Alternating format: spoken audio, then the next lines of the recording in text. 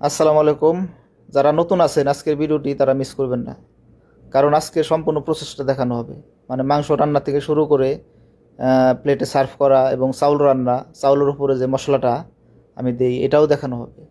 এজন্য আজকের ভিডিওটা মিস করা যাবে না। আর অবশ্যই না টেনে ভিডিওটা দেখবেন, তাহলে কিছু শিখতে পারবেন। আর এটা কিন্তু হোটেল না, এটা কিন্তু ঘরের রান্না। তাই বলি হোটেলের সাথে এটা রান্নার মিলাবেন না, কারণ ঘরের রান্না একরকম, হোটেলের রান্না আর একরকম। আর অবশ্যই নেতিবাচক মানুষ এড়িয়ে চলবেন, তাহলে জীবনে কিছু শিখতে পারবেন বা করতে পারবেন। তারা আপনাদের কোনো কিছু শিখাবে না, শুধু আপনার মনের ভিতরে ভয় ঢুকিয়ে দিবে। তো মাংসটা ভালো করে ধুয়ে এটা আমি রান্নার জন্য বসিয়ে দিলাম, এবং এটার যে মাথা এবং পাগুলো আছে এটা আমি পরিষ্কার করে সুন্দর করে ধুয়ে নিছি। এখন এটাও দিয়ে দিলাম। পরিমাণ মতো পানি দিয়ে এটাকে 30 মিনিটের জন্য আমি ঢেকে দেব। 30 মিনিট পরে যে পানিটা যখন গরম হয়ে যাবে, বলক আসবে, তখন উপর ময়লা আসবে। তো ময়লাগুলো ফেলে দিতে হবে। তো দেখেন ময়লাগুলো চলে আসছে, এই সম্পূর্ণ ময়লাগুলো ফেলে দিতে হবে। এটা কয়েকবার ফেলতে হবে, 2-3 বার হবে এরকম। তো এই ময়লাগুলো সুন্দর করে ফেলে দিবেন। আর এখানে কিন্তু বিভিন্ন প্রকার মশলা ইউজ করা যায়, যেমন শুকনো লেবু, পেঁয়াজ, রসুন, আদা, টমেটো, ক্যাপসিকাম, হলুদ ব্যবহার করা যায়, লেবু। কিন্তু অবশ্যই কপিলের অনুমতি নিতে হবে। তো উনি যেভাবে রান্না করতে বলবে ঠিক ওভাবে রান্না করবেন। তো আমাকে যেভাবে বলছে ওভাবে শুরু করছি আমি রান্না। তো এখানে পেঁয়াজ এবং রসুন দিলাম এবং পরিমাণ মতো একটু লবণ দিলাম। এটা দিয়ে এখন 1 ঘন্টা 40 মিনিটের জন্য এভাবে ঢেকে রাখবো। এটাকে আর খুলবো না 1 ঘন্টা 40 মিনিটের ভিতরে। তো ওটা রান্না হতে থাক। তো এখন এর বাসাটা দেখায় আপনাদের। এটা আমার বসের বাসা, বিশাল বাসা, একেবারে রাজকীয়। আর আজকের ভিডিওটা করতে কিন্তু আমার অনুমতি নেওয়া লাগছে। আমি আগে অনেকবার চাইছিলাম, কখনোই দেয়নি। তো আজকে দিছে অনুমতিটা, বলছে শুধু ওদের জানি দেখা না যায়। তো যারা বাসা বাড়িতে কাজ করেন অবশ্যই বাসার ভিতরে ভিডিও অনুমতি ছাড়া করবেন না। এটা দেখালাম, এটা হলো মজলিসখানা, মানে মেহমানখানা, বিশাল একেবারে রাজকীয়। তো বাসা বাড়িতে আসলে এত বড় মজলিসখানা মানে মেহমানখানা করে না কেউ। তো আমার বসে করছে। বসে আসলে অনেক শৌখিনদার মানুষ আর কি, বাংলাদেশে বলে ওই রকম। আর এখানে হলো খাবার দাবার খায়। তো এখান তো সৌদি আরবে আসলে যেমন ওই টেবিলে বসে খাবার খায় না, নিচে বসে খায়। যাই হোক, বাসাটা দেখেন একেবারে আসলে দেখার মতো একটা বাসা। আল্লাহ আমার মালিকরে যেমন টাকা পয়সা দিছে তেমন মনটাও দিছে, বিশাল মন। খুবই ভালো মানুষ উনি। এখন চাউলটা ভিজিয়ে রাখবো 40 বা 50 মিনিটের জন্য নর্মাল পানি দিয়ে। আর এখানে চাউল 10 কেজি আনছিলাম, তো 8 কেজি 7 কেজির মতো চাউল দিলাম আর কি, 2 প্লেট খানা। যোগ এটা নর্মাল পানি দিয়ে ধুয়ে এবং নর্মাল ঠান্ডা পানি দিয়েই এটা ভিজিয়ে রাখবো 40 থেকে 50 মিনিট। আর এটা হলো খাওয়া, সৌদি আরবের বিখ্যাত খাওয়া।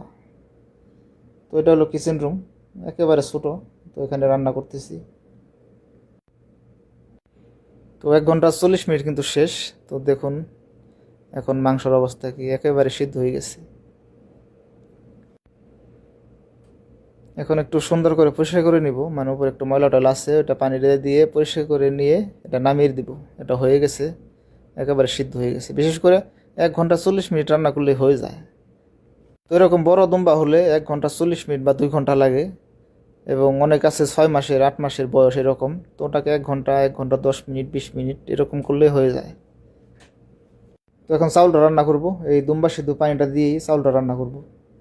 আর এখন চাউলটা কিন্তু মেপে দেই নাই, বস্তা থেকে সরাসরি ঢেলে দিয়েছি, দেখছেন 7-8 কেজি হবে। আর পানিটা মাপা না। যাই হোক, পানির মাপটা দেখাই, কারণ পানির মাপটা যদি ঠিক থাকে তাহলে চাউলটা ঝরঝরা হবে। তুমি আগেও বলছো অনেক ভিডিওতে যে চাউল থেকে পানি 2 ইঞ্চি বেশি রাখবেন, 2 ইঞ্চি বেশি রাখলেই হবে। বা কোনো সময় 2.5 ইঞ্চি থাকলেও সমস্যা নেই, আগুনটা বাড়িয়ে দিবেন বা পানিটা একটু কমিয়ে দিবেন, উঠিয়ে নেবেন, হয়ে যাবে। তো ওখানে 2 ইঞ্চি পানি আছে, মানে চাউল থেকে 2 ইঞ্চি বেশি পানি আছে। তো ওখানে একটু সামান্য লবণ দিয়ে একটু করবো, নাড়াচাড়া করে রেখে দিব। যদি বলক আসে, বলক আসার পর আর একবার লবণ চেক করব। তো এখন লবণটা আরেকবার চেক করে নিলাম, লবণ একটু লাগিয়ে দিয়ে দিলাম। আর লবণটা অবশ্যই একটু চড়া রাখবেন, পরে এটা যখন ভাতটা রান্না হয়ে যাবে তখন লবণ একেবারে ঠিক হবে। বাড়তি যে লবণ আছে মানে চড়া রাখছেন, ওটা কিন্তু পরে চাউলে ভাতে টেনে নিয়ে যাবে।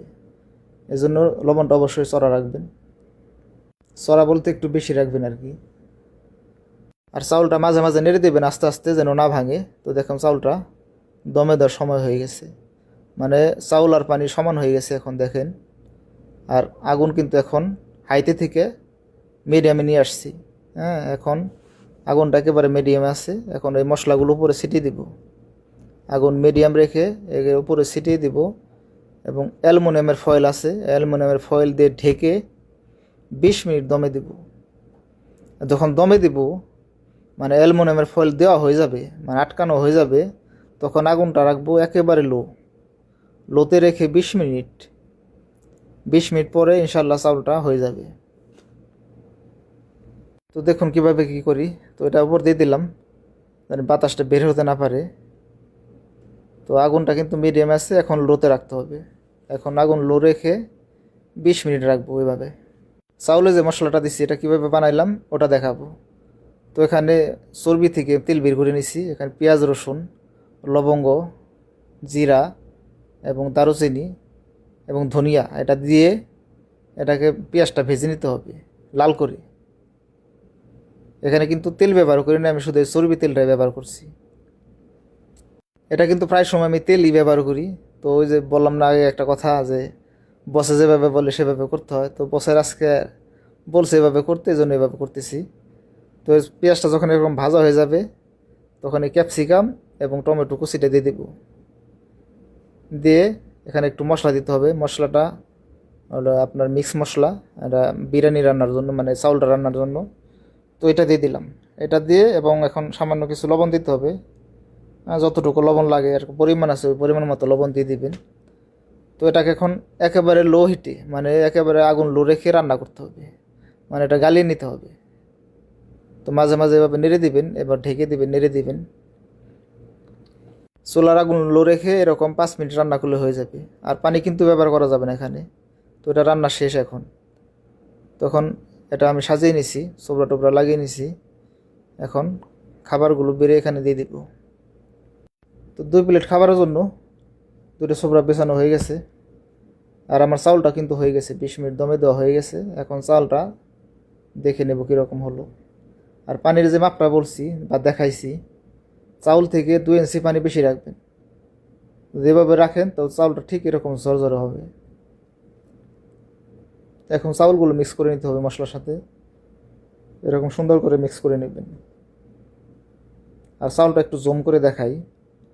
চাউলটা কিন্তু একেবারে লম্বা লম্বা হয়েছে এবং চাউলটা দেখেন ভাঙেনি কিন্তু। চাউলটা দেখছেন কত লম্বা হয়েছে। তখন প্লেটে বেড়ে নেব। দেখেন চাউলটা কিন্তু কালারটা অনেক সুন্দর হয়েছে।